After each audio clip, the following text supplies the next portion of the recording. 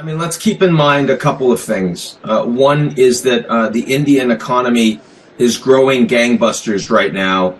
Modi, very popular at home, has a strong relationship with the United States and will, whether Biden or Trump is successful in 2024, very strong relationship with Japan, but also has not alienated, at least not yet, major members of the global South.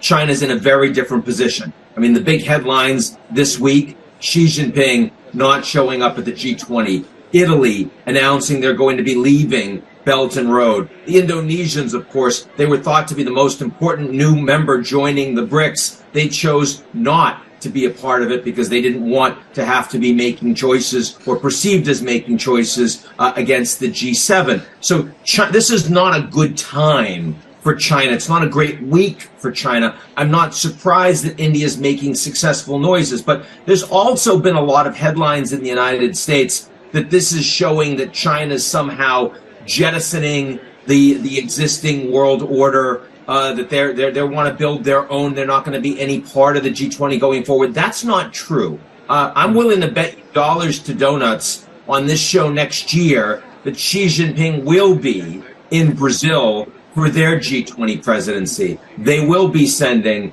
high-level members for the ministerials going forward. This is not suddenly the end of China's meaningful role on the global stage or peak China. Samir and I talked about this at the beginning of the G20, the idea that India is making some great decisions right now, but they're still a minimum of 10 to 15 years behind the Chinese. That doesn't change just because you had a very successful weekend. So good marks for Modi, good marks for India, good marks for everyone attending the G20 this weekend, the G19. You added the Africa Union, you subtracted the Chinese and the Russians. But going forward, this is a long, long road in a dramatically changing global order.